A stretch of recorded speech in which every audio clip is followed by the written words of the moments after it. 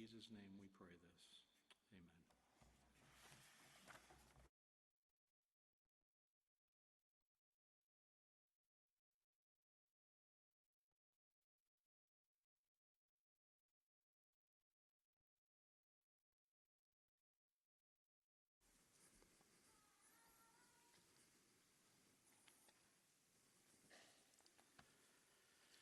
Well, I am no runner, obviously. That is, I mean by that, when it comes to exercise, few things are more vile in my mind than running. I don't understand the point. I don't understand the point of running so that your lungs are thriving in pain, your legs burn with weariness, your stomach fidgets on the verge of vomiting, and you just run in circles on a track. I don't see the point in it, but I know that there are some of you out there who love it, and some of you live for it, and you are quite successful in doing it. And I never cease to be amazed when I'm talking with such people of how they tell me, oh, I feel so refreshed. I feel so invigorated by it. Those words have never, ever crossed my mind when I think about running. If I have to run, it is likely because something life-threatening is behind me. That's when I run. Words like depleting, exhausting, mind-numbing, those are the words that come to my mind when I think about running. But that's just it with running. For running to be something positive, I mean, in your mind, those of you who love running, there has to be some worthwhile goal at the end of it, right? There has to be something you're aiming at for you to endure all of that terror and all of that trial and that suffering that you go through. That's involved in running. There has to be something worthwhile at the end of the run. And maybe that is why the writer of Hebrews, and not just the writer of Hebrews, but a number of writers in the New Testament who I'm convinced probably weren't runners either. They were like me. They'll watch it and wonder about it, but they probably weren't runners. I am confident that is one of the reasons why they use this analogy of running so many times, because it is an apt illustration for what living out the Christian faith looks like and involves. I mean, we remember the Apostle Paul in 1 Corinthians 9 and his vivid illustration that he gives of the Christian life in verse 24. Do you not know that those who run in a race all run, but only one receives the prize? Run in such a way that you may win. Everyone who competes in the games exercises self-control in all things. I mean, you must do that to run well. You have to exercise self-control, discipline your body. They then do it to receive a perishable wreath, the apostle says, but we run to receive an imperishable wreath. Therefore, I run in such a way as not without aim. I box in such a way as not beating the air, but I discipline my body and make it my slave, so that after I have preached to others, I myself would not be disqualified. I mean, this is a vivid illustration of an athletic contest, namely something like running, that requires discipline of your entire body so that you might win the race. That's how he looks at the Christian life. Or you even think of the life of the Apostle Paul in some of the very last words that he pens in 2 Timothy chapter 4, when he tells us, I have fought the good fight, I have finished the course, as if it were a running event. I've finished the course. In the ancient world, running was an essential sport that virtually everyone would have been very well acquainted with. For example, in the ancient Olympic Games, when they began in around the 7th century BC, they began with just a handful of events, and included in them was certain running events. You used to just be held on one day, expanded to 3 days, and then ultimately to 5 days. In addition to running, things like long jump, the shot put, javelin throwing, boxing, wrestling, the pancration, and certain equestrian events like chariot racing were added to the Olympic Games. But in the very early years of the Olympic Games, there was actually only one standing foot race that would be run. It was called the stade. The stade comes from the Greek term related to the word stadium. And if you've ever seen the outline of a Greek stadium, it's a long, slender oval, and the stade was just a single foot race from one end of the stadium to the other. Later, they would add what was called the dialos. That was 2 stades. A stade was about 200 meters. The dialos was around 400 meters. And then later was added the dalakos, and that was the longest run of the Olympic Games in the ancient world. And it would be somewhere between 7 and 24 stades, or no more than about 3 miles. There was no marathon running until the modern Olympic Games in the late 1800s. In the ancient world, they had these short runs, and they always preceded all the other events, and I'm convinced they did because they're the most boring, right?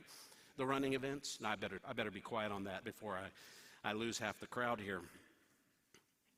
All that just to simply note, running was a vital part of the regular games of the ancient world, of which many people would have been conversant with. I recall walking through the ruins of the ancient city of Laodicea, and our guide took us back to a portion of the city that had yet to be excavated, and there we could see a long, slender, oval depression in the ground of the unexcavated area of what was the stadium in that ancient city. And you could see where the seats would have been. You could see where the stadium floor likely was and how long it was. And we walked all around that. You could tell in the ancient world they valued their sports. And the writers of the Bible would look into those athletic events and liken them many times to the Christian life. And that's what we see here in Hebrews 12, isn't it? The very center action called for in these verses is found in one phrase in verse 1, and it main verb. It's the main action. Everything else in verses 1 and 2 surround this main action, and it is this phrase, let us run. Let us run. Just like you would see in the athletic events and everything you know that would take place in those events that a runner would have to give himself to in order to run, to finish, let us run. As believers, let us run. Of course they could relate to this. Let us run. That's what living by faith is likened to. You'll recall that the book of Hebrews as a whole has 2 major sections to it. The first 10 chapters we titled with a heading, Listen to Jesus. His voice is higher than any other voice. He is the exalted Son of God. He is the highest revelation of God to us. He's the exalted Son of Man. He's the highest revelation of what mankind should be to us. He's also the highest representative of God. We saw that in chapters 3 through 10. The first 2 chapters were about his being the highest revelation, his representation, chapters 3 through 10. But you listen to Jesus because no voice rises above his voice. If you want to know what it means to follow God, if you want to know what it means to stay in the race, you have to listen to the voice of Christ. Jesus, above all others. And all of that then leads to the second part of the book, which is from chapter 11 through chapter 13. If you're listening to him, you then will live for him. And chapters 11 through 13 are all about what it means to live for Christ. We saw that in chapter 11. We saw example after example after example of people who lived their lives by faith in Jesus. And now we come to chapter 12 where we're turning and twisting a little bit more and we're dialing in on what does that look like for us. And we're going to see beginning here a series of exhortations and commands that go all the way through the end of the book. Here's what it looks like to live for Jesus. And by way of illustration and vivid illustration in our mind, it looks a lot like running a race.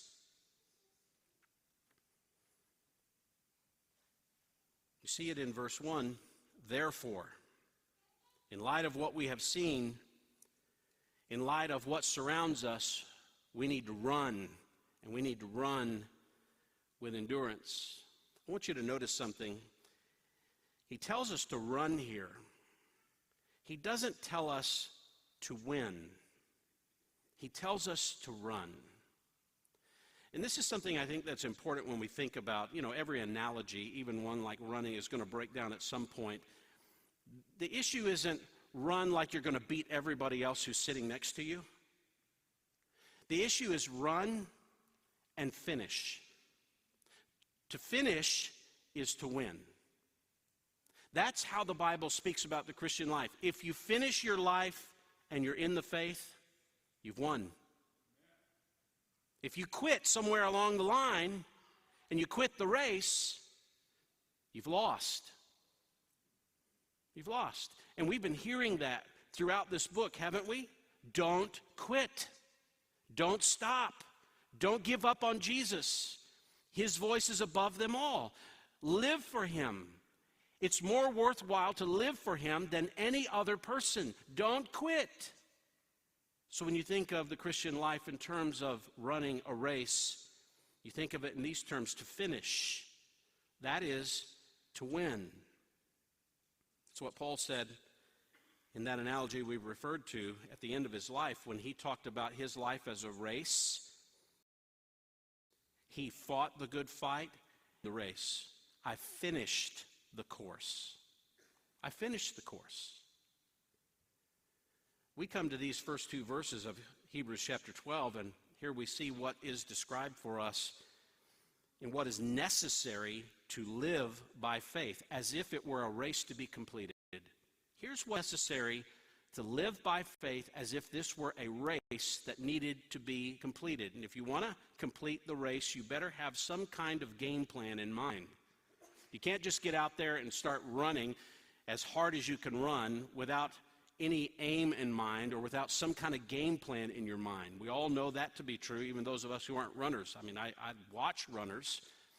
My oldest is running track, and I watch, and I was at a track meet this week watching them, just thinking, why do they do this? But also, as they're doing it, I mean, you're just watching on some of those long races, and somebody starts out really hard, and they're giving it everything they've got, and you're thinking, oh, bad game plan. And sure enough, you can see the gap starting to shrink, and someone passes, and the gap begins to grow because the game plan was bad. What's our game plan? What's our game plan? That's what we have here in verses 1 through 2. It's a game plan of how to finish the race of living by faith. Now, in our game plan that we're going to look at today, in just these two verses, there's three components to it. Here's how you're going to complete the race of living by faith. Three different components to successfully complete the race of living by faith in Jesus. These are really critical to us. There's more than we could possibly ever say. You could meditate on these verses constantly and find more and more and more to draw from them in terms of personal application. And I would encourage you to dwell on these much more throughout the week to come. But three different components we're going to look at of a game plan to successfully complete the race of living by faith. Let's start with the very first one. Here's the first part of the game plan. You need to run with conviction. Run with conviction. You can't be double-minded. You can't run like I would run a typical race. Like, what's the point? Or there's nothing at stake. Or there's no one here worth winning this race for. No, you can't do it that way. You have to run with a sense of conviction. Now, I get that idea from the opening phrase. Therefore, since we have so great a cloud of witnesses surrounding us, we need to run with endurance because we have such a great cloud of witnesses who surround us. Now, we need to think about this statement very carefully here. Don't miss the vital connection between what we have been studying the past 2 months in chapter 11 and where we are going now in chapter 12. There's a consequential term there that begins the sentence. Therefore, in light of all the people that we talked about in chapter 11 and how they lived their life according to faith, and that was they lived their life in faith toward a coming Messiah, all the way from Abel all the way down to the saints that came just prior to the coming of Messiah. They were all looking to the Messiah, believing that the Messiah would come, and that all the promises of God would be fulfilled one day when that Messiah accomplished his work and eventually raised all of his people from the dead, and they would live in a world just like the original world that God created on the seventh day of creation. That's how they all lived. But I want to remind you of what chapter 11 said about all those saints who lived that way all those years prior to the coming of Messiah. Do you remember verse 13 of chapter 11? All these died in faith without receiving the promises. They died in faith without receiving the promises. And verse 39, chapter 11, all these saints, having gained approval through their faith, did not receive what was promised. They never received what was promised. Abel, Enoch, Noah, Abraham, Sarah, Isaac, Jacob, Joseph, Moses, Israel in the conquest of the land, all the judges, a number of the kings, all of the prophets, all of the old covenant people who were true saints were people of true faith. And they were trusting in those ultimate promises, and not one of them lived to inherit and see the completion of all those promises. That's where we come in. You remember verse 40 of chapter 11? They did not receive what was promised. That's the end of verse 39. Verse 40, because God had provided something better for who? Us. Who's the us? The people who live in the new covenant era since the coming of the Messiah. God provided something better for us so that apart from us, they would not be made perfect. Therefore, in other words, if you don't finish the race, if the new covenant people don't finish, if the new covenant is insufficient, guess what happens to all the people in the previous covenant? They don't finish either. They don't make it. If there's nothing to Christianity, then everybody from the beginning of time who lived by faith in that coming Messiah will not finish the race. That's how important this is. It's almost as if you and I, living for Christ now, are carrying them with us in the race. Therefore, he says, since we are surrounded by this great cloud of witnesses. Witnesses, it's an important word. It is a word that we get the word martyr from in English. Though it doesn't refer here to people who have simply died in persecution. This is a word that we've actually seen used a number of times already in chapter 11. This is why it's so important. For example, go back to chapter 11, verse 2. I want you to just note this. You wouldn't know it just by reading your English text. But verse 2, we were defining faith in verse 2. And you'll remember it says, for by faith, the men of old, you see that those two words, gained approval? That is a word that in its root is related to the same term that we find in chapter 12, verse 1, for witnesses. It's a verb, they gained approval, and yet it's a passive verb, meaning somebody else witnessed about them or testified about them or gave them approval. And we noted then that faith is living for the approval of God, that God looks at the lives of those Old Testament saints, and he witnessed, he testified to the validity of their faith. He testified to them. Those who live by faith find the testimony of God affirming their faith. And then we began to look at some of those examples. So, for example, in verse 4, you see the word again. By faith, Abel offered to God a better sacrifice than Cain, through which he, here's the phrase, obtained the testimony. That means received a witness about from God. We have him in our Bible. That's God giving testimony to the validity of the faith of Abel. God witnessed to him of his faith. Verse 5, Enoch was taken up so that he would not see death, and he was not found because God took him up, for he, Enoch, obtained the witness. Same term. He received the testimony of God. Look at verse 39. You'll see this word again. All of these Old Testament saints that we have been looking at in chapter 11, all these gained approval. There's our word. It's the verb for witnessed.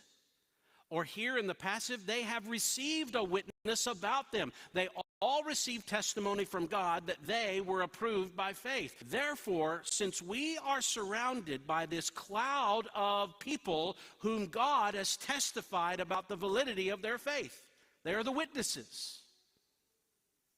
They're the ones who in their life lived in such a way that all their life was lived for the glory of God, the person of the Messiah, and God affirmed them. And we are surrounded by that cloud of people who have been testified by God about their faith. And they're surrounding us. The word used there in the original for surrounding is used in other places in the Bible to talk about a chain around someone's neck, or a millstone hung around the neck. You have them. That's the verb, you have them. You have them like they are a part of you, and they are around you. They're surrounding us. What is the idea here? This is speaking about how we are to run. We are to run the race of living by faith as if we are carrying with us, as if we have with us around our neck those who have lived by faith before us and received the testimony of God about their faith. Now, what you should not have in your mind here, and this is interesting because I remember reading this as a young Christian, and I thought, all those people in heaven are looking down on us, and they're watching us. And it's if in heaven they're just cheering and cheering and cheering. That's not the idea. I remember preaching that one Sunday. It's so vivid in my mind because a couple came to me after the service and said, we need to explain something to you. And I was at least 20 years old, so I was pretty sure I knew better than they did. And I patted them on the shoulder and said, well, I'll study it a little more, but I'm pretty sure I was right. And I was totally wrong, completely wrong. They were completely right. Don't have the idea here in your mind that we're talking about Old Testament saints in heaven, or even, think of this, or even your loved ones who've passed on and gone to heaven. The idea is not that they are in heaven watching us. I can assure you, friends, they are not preoccupied with us in heaven.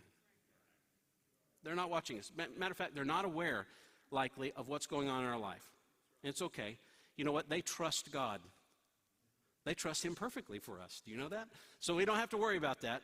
They're not watching us. I know some of you say, that's not helpful to me. I've kind of lived my whole life thinking that my loved one was cheering me on. And it's a nice thought. It's just not what the idea is here. So don't think that the Old Testament saints are like spectators in the stadium either. So yes, in that ancient stadium, it was a long, skinny oval, and you can imagine the stadium seats, and some have even said, you need to think of all those Old Testament saints as if they're sitting in all those seats, and they're watching you, and they're cheering you on. That's not the idea either. The Old Testament saints are not spectators in the race. The Old Testament saints are actually participants in the race, aren't they? So better have in your mind not people watching you from the stands. Think of a relay race. In a relay race, you've got maybe 4 people in that race. The first leg of the race has the baton, and they run whatever length is required, and they hand that off to someone else. In other words, when you start in that race, the first person, they feel a little bit, don't they, of the rest of the team? Who do you think feels the most burden in that race? Probably the last leg, right? The last leg of the race. The whole team is waiting on them to finish the race. If that last runner stops in the middle of the race and says, you know what, I've lost.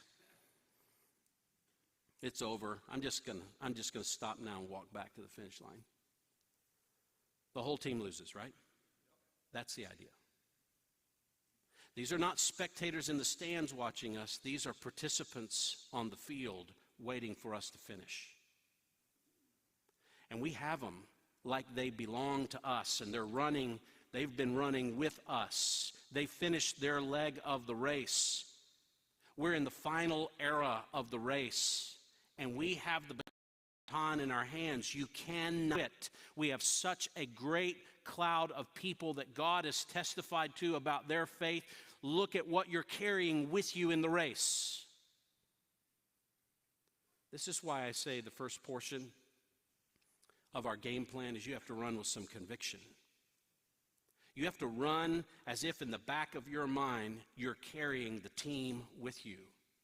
You have to run with a sense of conviction and purpose that running by faith is worth it. Yes, it's costly. Yes, there is stress. Yes, there is trial. This is taking everything out of you. And what is at stake is mind-blowing. You need to run with that kind of conviction. I think that's the emphasis that the writer wants us to feel here. You're living by faith out of a conviction that your faith is tied to everyone else's. I mean, how would you run with that kind of conviction? Well, I just want to say, I say it all the time, but here's another reason to read your Bible. And another reason to read all of your Bible. The Old Testament. Don't just read the Old Testament characters of Abel through all the prophets and say they're an illustration of Jesus. In some ways, they show us illustrations about Christ, but they're illustrations of what faith in Jesus are.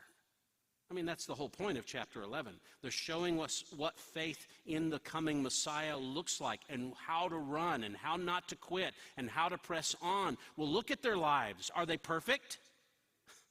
I haven't read one yet in the Old Testament who lived an absolutely perfect life and never stumbled. And we looked at many of those guys like Samson. It's not one I recommend you live like in the whole. But he's marked as a person who lived by faith in the Messiah.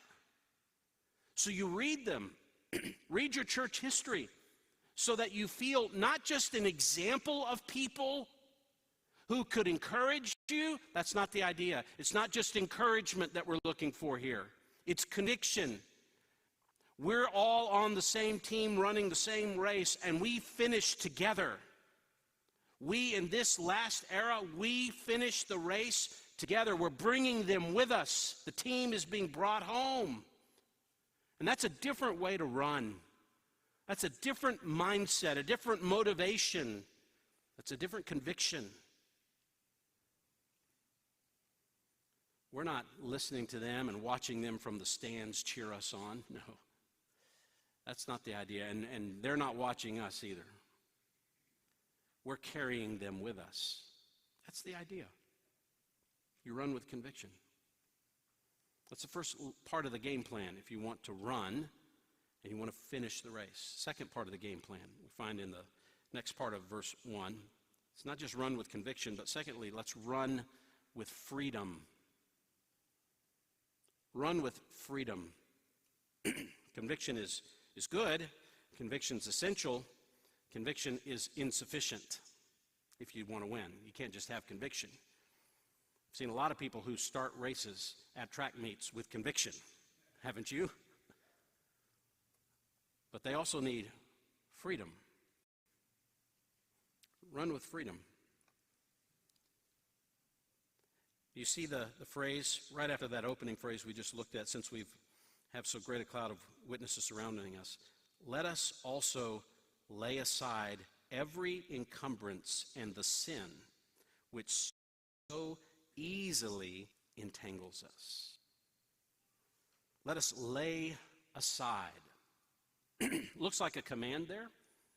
Actually, in the Greek text, it's not technically a command. It's a participle of attendant circumstances. How's that hit you? You say, great. I have no idea what that means. What's a participle? See, here's one. He's honest. The rest of you are not, I guess. Participles are never the main action. There's only one main action. The main action I told you was let us run. How are you going to run? By laying aside. However, this particular participle, it takes on the flavor of that main verb, so it feels like a command. Maybe I could illustrate it for you.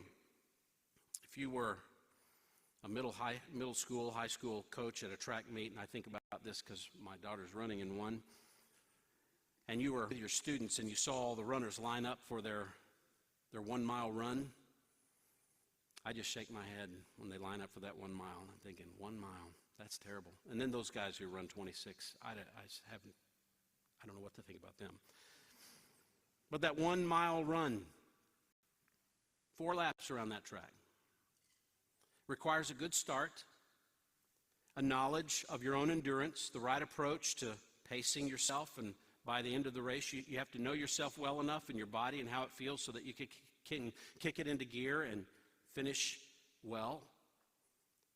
So if you can imagine seeing all those runners line up, and you see one of your own students coming to the line, and he's got with him a 16-pound bowling ball. And he's going to run with that's the largest bowling ball. I've done bowling. I don't do running, but I've done bowling. 16 pounds, that's the heaviest of the bowling balls, right? He's kind of ready. And the guy raises his hand to start the race. Runners, are you ready? And what are you thinking as the coach in your mind when you see your student with the 16-pound bowling ball in his hand? Put it down, right? Isn't that what you're thinking? Maybe you're yelling. Everybody in the stands are like, put the ball down. He's like, I'm going to hold on to this. It's like my favorite bowling ball. It's like fitted in my hand. I got a bowling tournament this weekend. That's the idea here. Put the sin down so you can run. Put it down. You can't run with endurance while you carry a bowling ball. You can't do it. So before you run, you better get rid of every kind of weight that would keep you from running with endurance. You carry the ball, everybody else wins. You might not even finish 4 times around the track.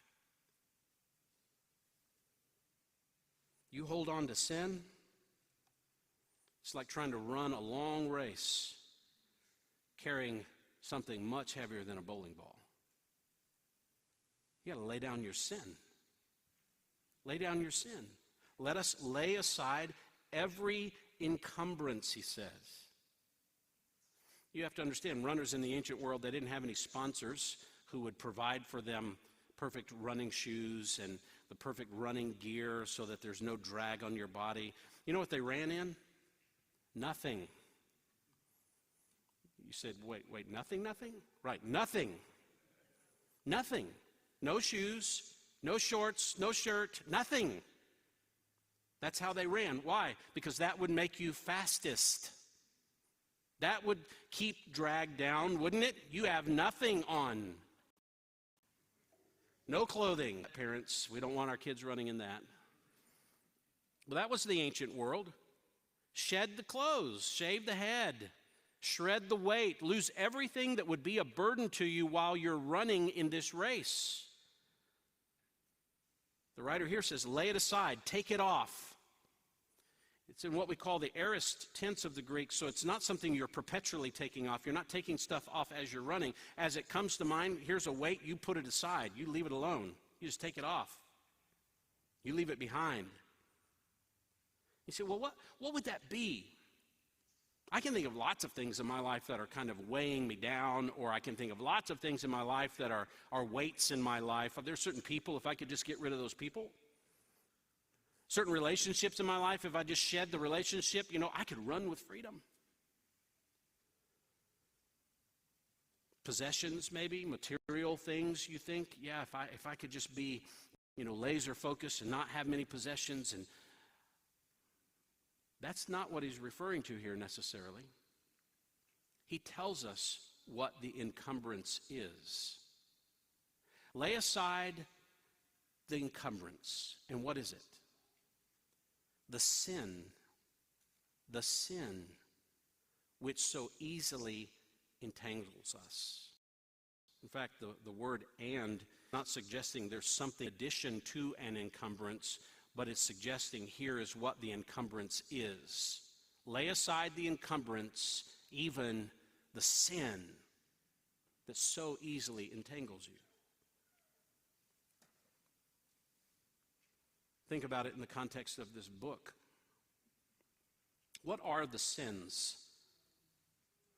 Or you could really just say the sin, singular, that is most prominent in this book.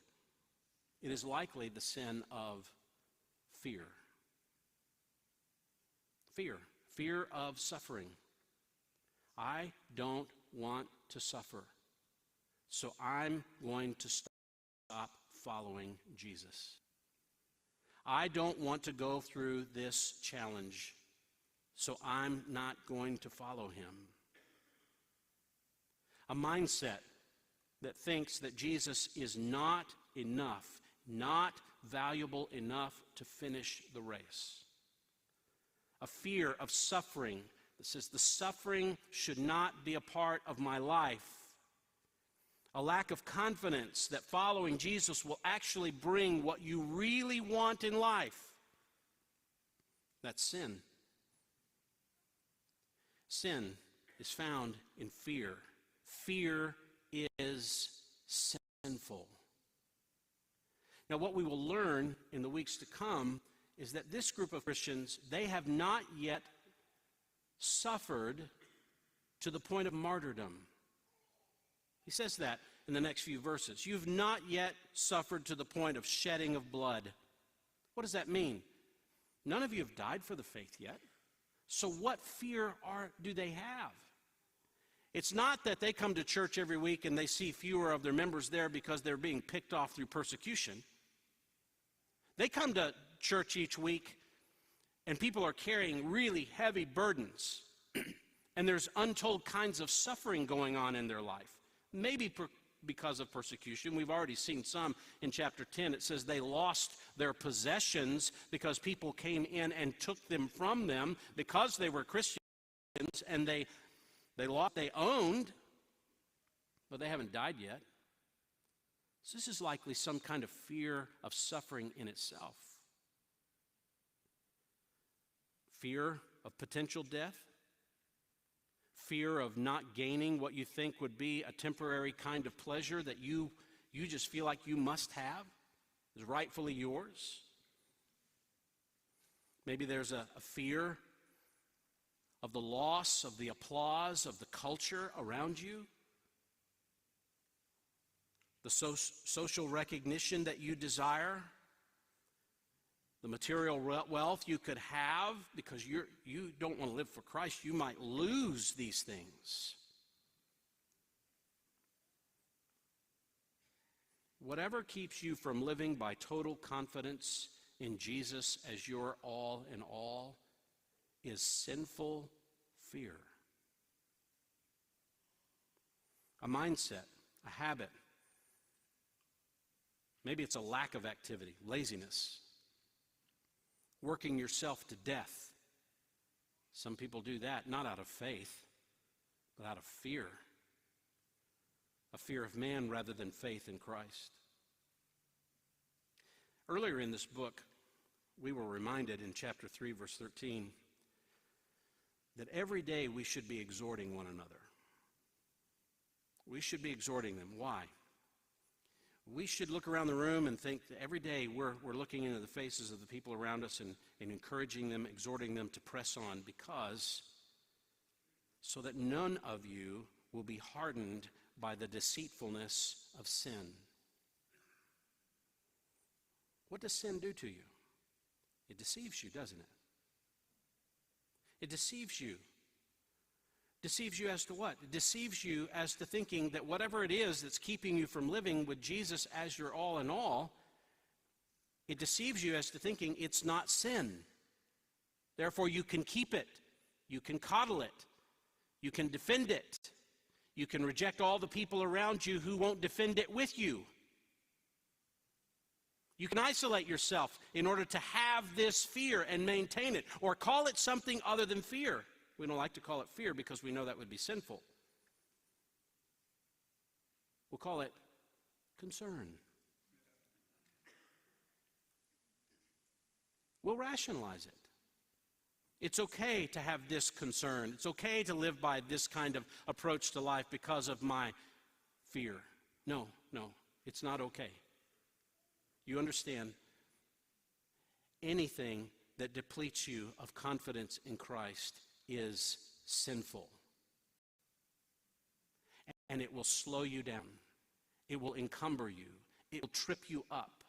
It will keep you from running with endurance. It will start to weigh you down, and the longer you call it something else, the longer you want to see it as something else, and you keep it for yourself, the harder the race of faith becomes.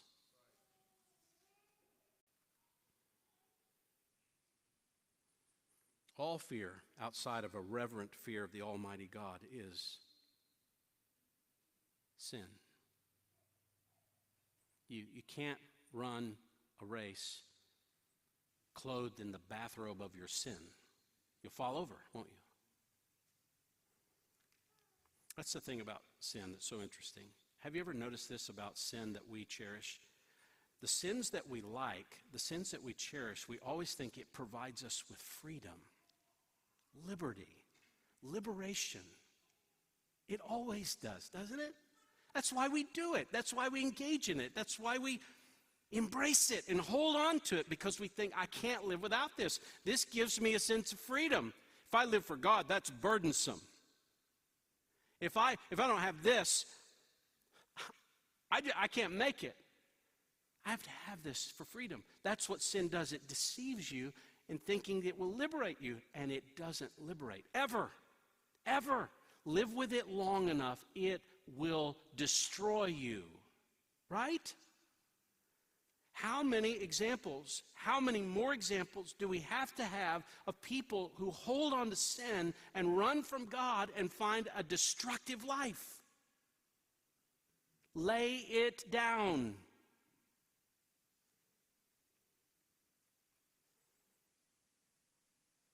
It's not going to free you. What sins should you shed? Look at the text real carefully. Let us lay aside which encumbrance? Every. You remember the example of Israel in the end of the book of Joshua and the beginning of the book of Judges? It would do you well if you would read, particularly I think it would help the first chapter or two of the book of Judges. And if you underlined every time it says, as Israel was conquering the land, they conquered except for a few people, or they allowed this group to remain in the land. And they didn't fully follow every single command they were given to go in and conquer the land and completely annihilate the land. They let certain ones continue to live in the land. You know what the problem with that was? All those people groups that continued to live in the land rose up in future generations and tempted Israel to walk away from God, because that's what every single sin you refuse to let go of will do in your life. That is what will happen to the community of God's people if we will not shed every sin. It will, at some point, come back to hinder you, if not destroy you. Every sin. No sin can be left untouched. You cannot leave one alone. You cannot tolerate one. It will entangle you. It will destroy you.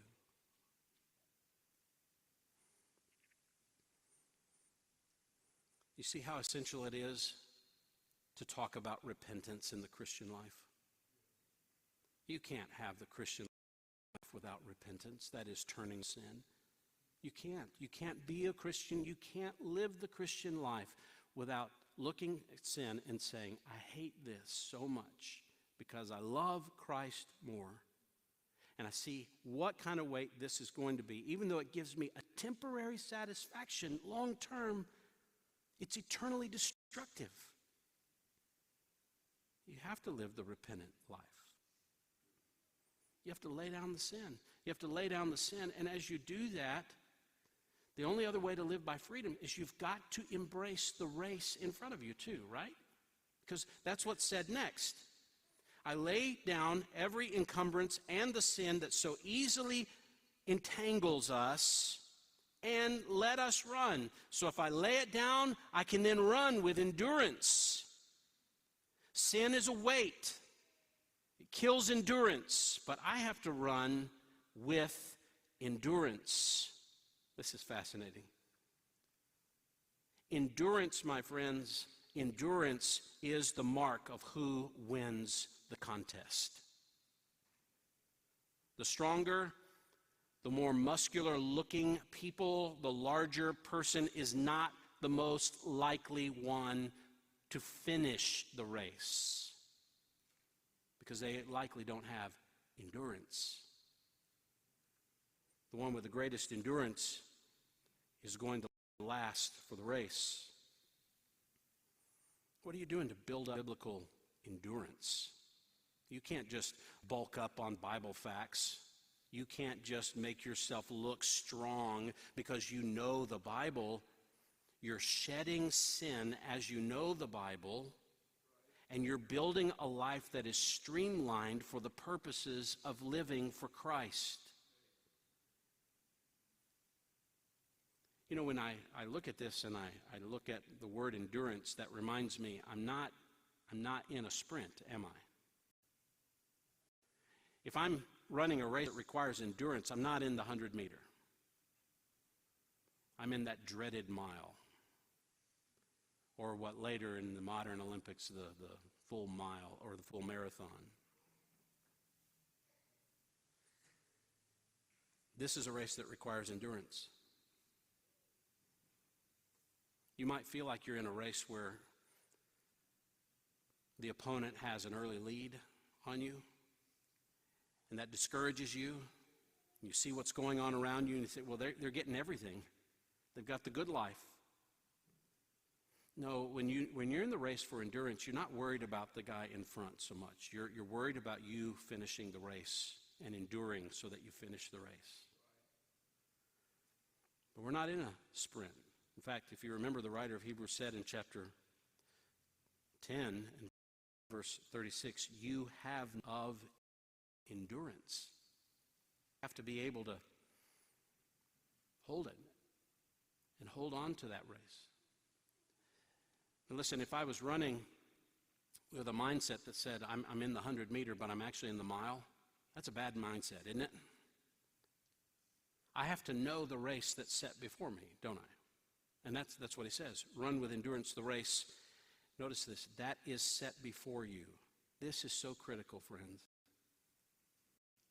Here's such a helpful reminder. The word race is the word agon, from which we get agony.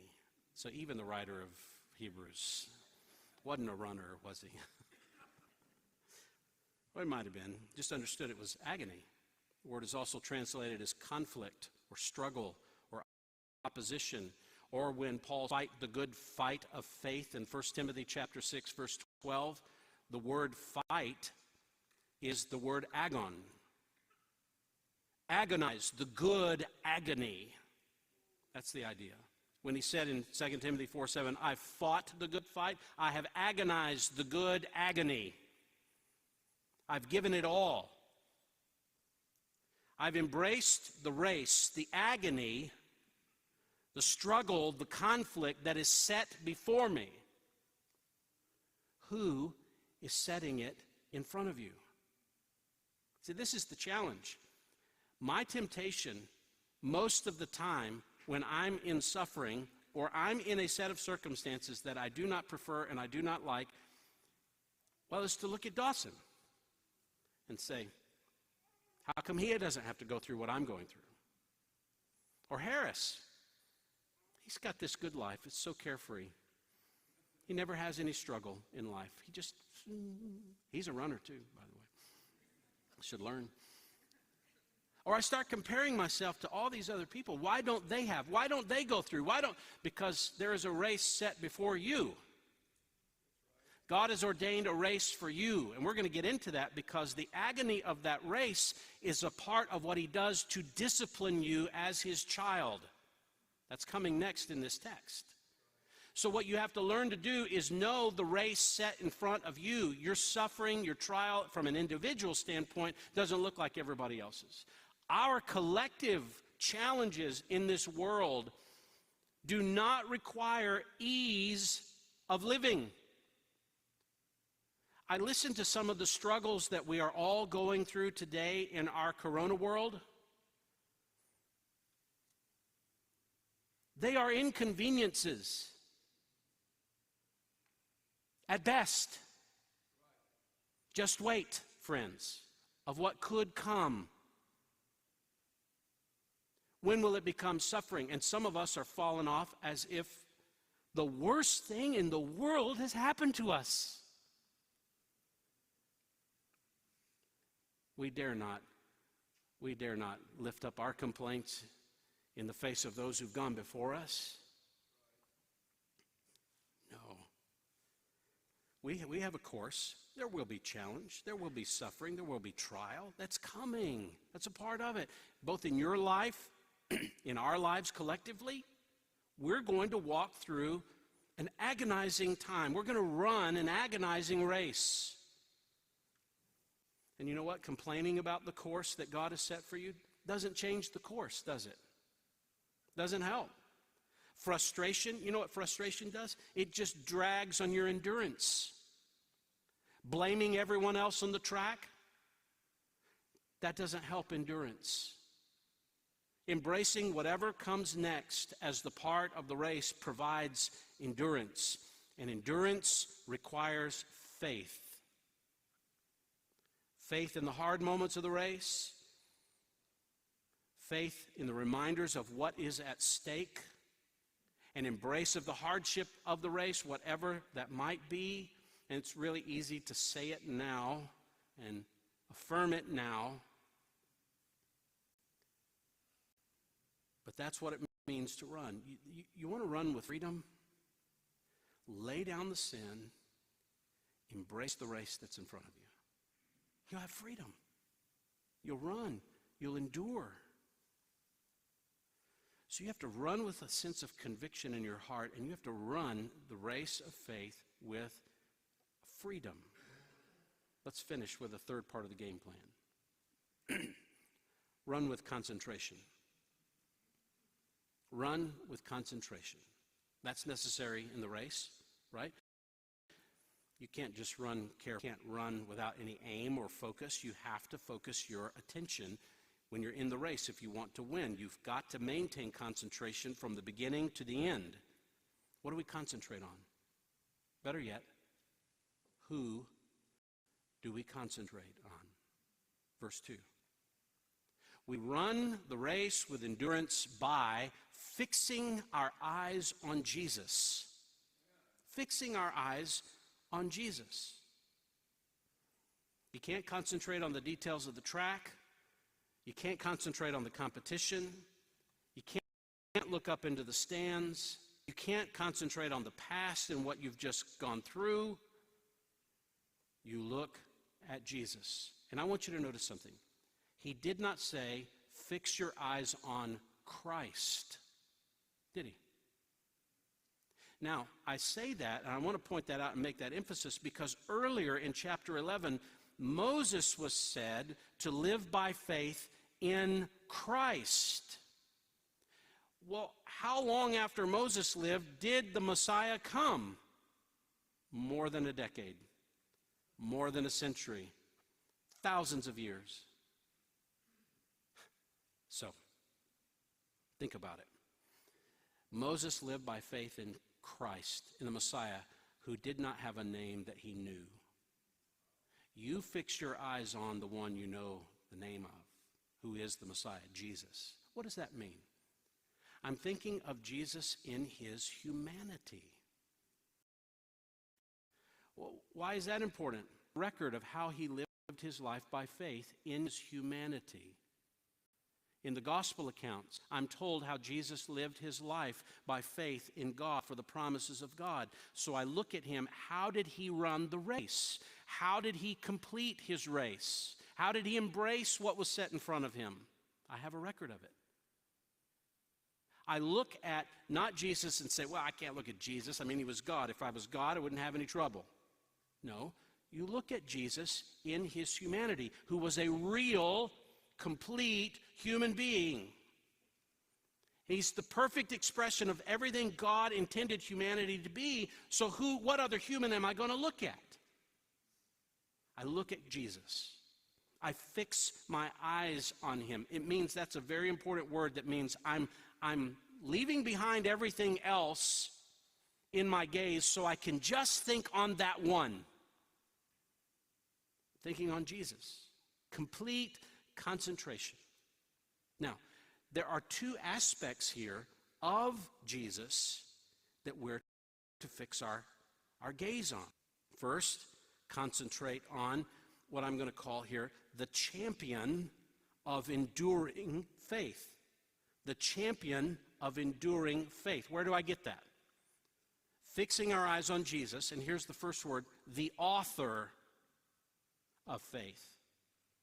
In fact, he's the author of faith, and I think what's connected to the author of faith is this phrase at the end, in the middle of verse 2, who for the joy set before him endured the cross, despising the shame.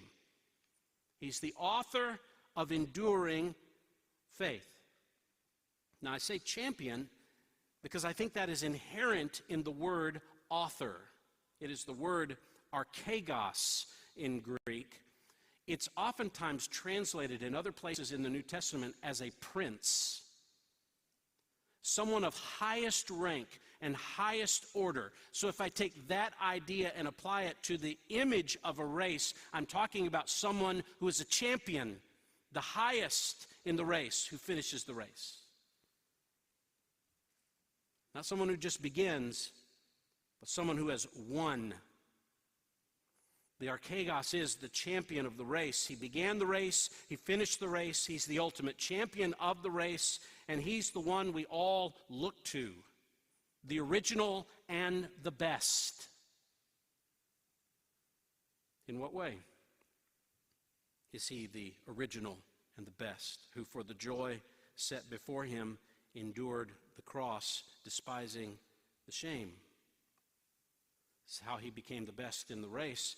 He set in front of him. This is the same word as we have in verse 1, the race set before us. What was set in front of him?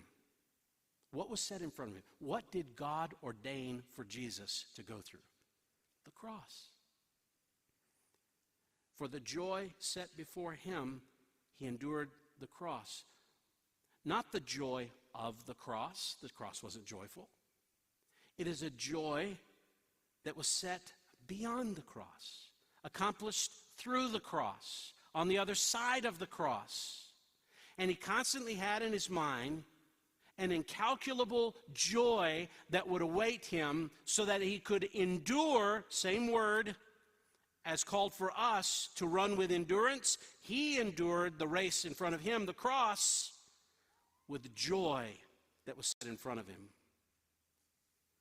The joy to be had for Christ was an unspeakable joy that would exceed all the degree of his sorrows. And his sorrows were immense. I'm reminded of Romans 8:18. I consider that the sufferings of this present time are not worthy to be compared with the glory that is to be revealed in us. The joy set before us outweighs the weight of the sorrow and the struggle in our life now. You concentrate on Jesus and how he concentrated on what was ultimate. He endured the cross. He endured it. He endured the cross. We're called in verse 1 to endure our race. Makes me think of Luke chapter 9, when Jesus said the Son of Man must suffer many things by the elders and the chief priests and the scribes and be killed and raised up on the third day. That's his cross, right? And he was saying to them all, if anyone, listen carefully, friends, listen to this. If anyone wishes to come after me, he must deny himself and take up his cross daily. You embrace the race in front of you to endure, just as Jesus endured the cross set before him as well, because of a joy that would come. Whoever wishes to save his life will lose it. Whoever loses his life for my sake, he's the one who will save it. What is a man profited if he gains the whole world and loses his soul? We have to embrace what he embraced. We have to endure what he endured, a life ready to be completed up even in death for the sake of God and his glory, because it's of greater joy. How do you endure that? Look carefully. He endured the cross, despising the shame. Despising means to look at something with small thoughts. He looked at shame and says, there's nothing there. But I want you to remember, everything about the cross of Jesus was intended to shame him. Did you know that? If you went back and you studied the details of the crucifixion of Jesus, namely a passage like Matthew 27 or John 19, everything done to him was done to try to shame him. He was mocked as powerless by hundreds of soldiers who were involved in stripping him naked and putting a purple robe on him to mock him as a powerless so-called king, making a crown of thorns and beating it into his skull while ridiculing him and spitting on him and torturing him. He was mocked as if he were foolish.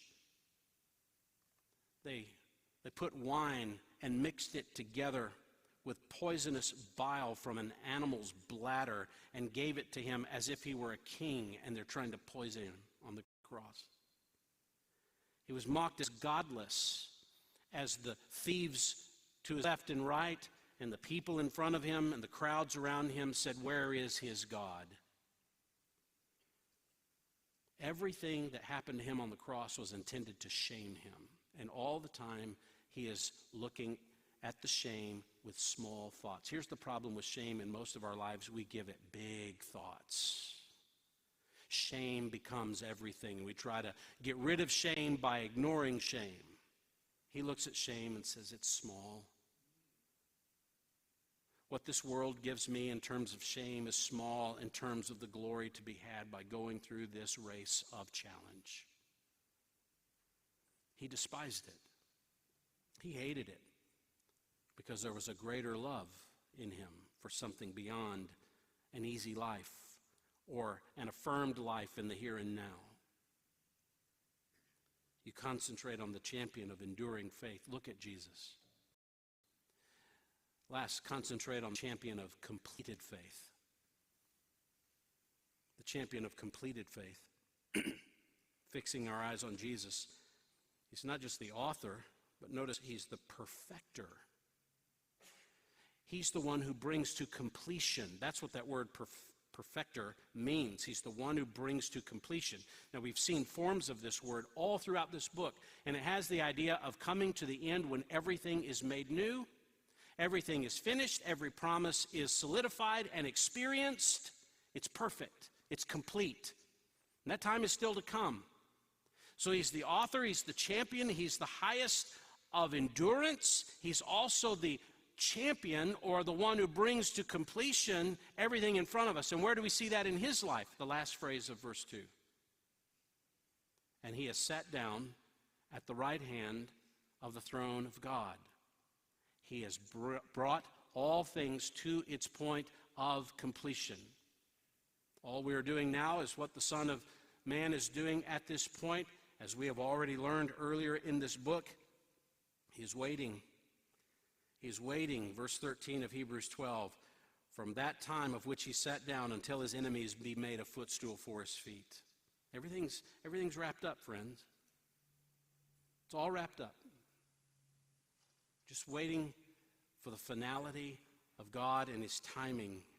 All the events have taken place to bring about final, complete salvation. You look at him. He's the completer of our faith. He sat down. He's finished all that is necessary to bring about salvation. Concentrate on him. If I know that the race can be won, Christ has guaranteed it, how does that make me look at my circumstances? How does that make me interpret the race? If I think of the one who is the complete champion of faith and enduring faith, and I say, that's my example, and not just my example, who is it that lives in me? Listen, you don't have to like athletics to be a Christian, even though he uses this athletic analogy. You should need to know the thought behind it. The intensity involved, the mindset connected to finishing our lives as Christians requires a kind of life that looks like the kind of intensity and focus and the all-consuming effort that is very much like a championship athlete. And at the same time, it is not up to our efforts, is it? It is not inherent in our own ability to accomplish this. We look to Jesus, the source, the finality of faith.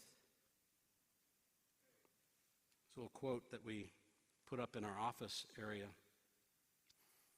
that I love to remind myself of by John Owen in his book about the glory of Christ, where he says, constant watching, fighting, contending against sin with our utmost endeavor for an absolute conquest over it are required.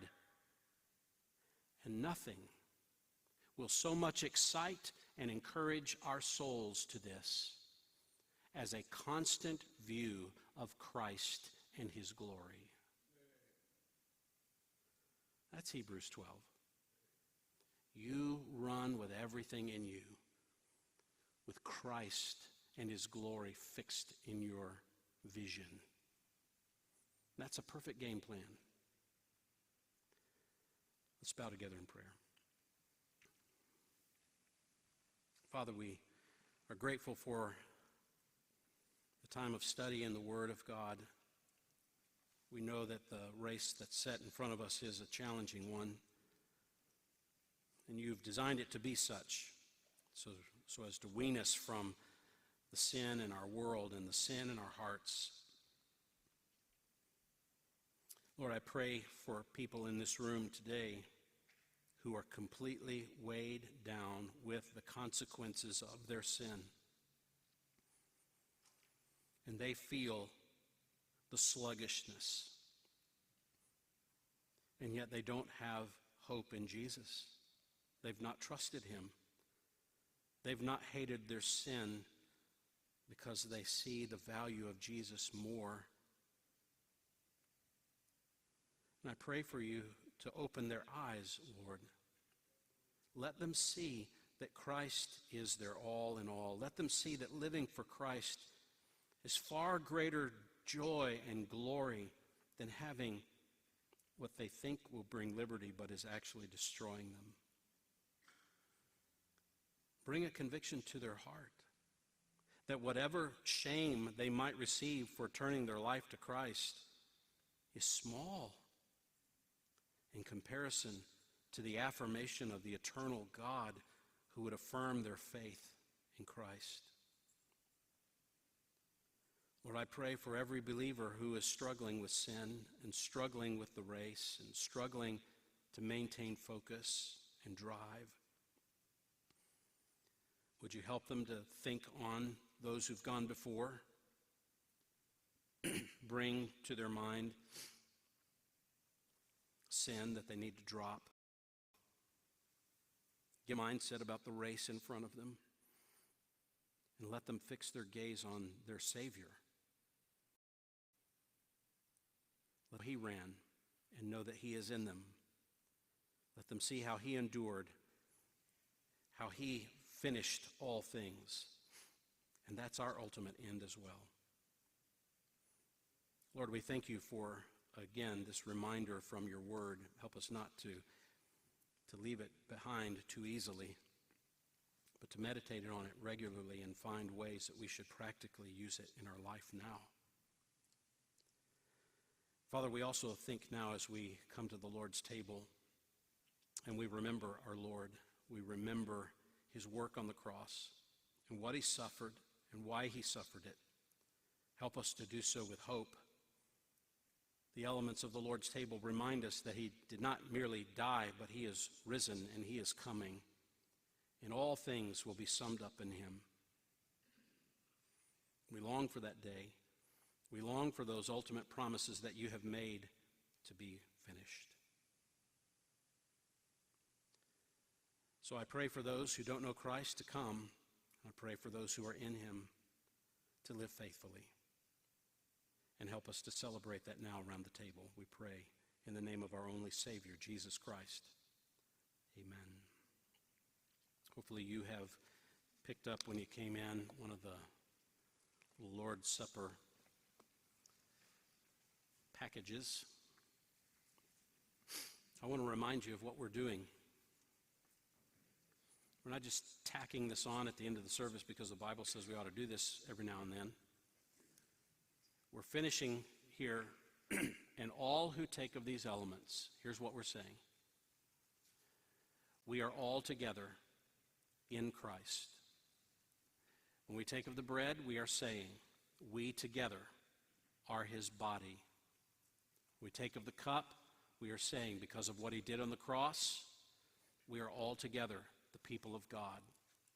And as we take them, and as we do it repetitiously, time after time, we are saying we are awaiting Christ to come again, when he will have fellowship with us without hindrance, without sin.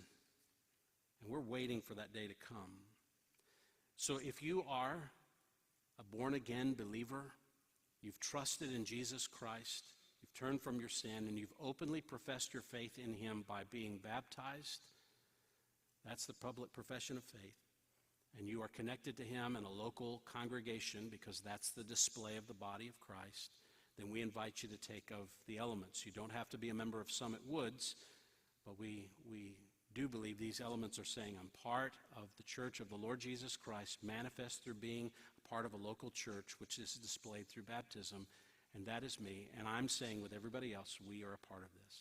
Now, for us to remember Christ in this moment, we sing together as a church, as a body. We want to hear our collective voice remembering Christ together, then we'll take of the elements. And to do that, we're going to start with an old hymn, but one that rehearses the work of Christ on the cross so well. Stricken, smitten, and afflicted. Let's sing this together before we take of the elements.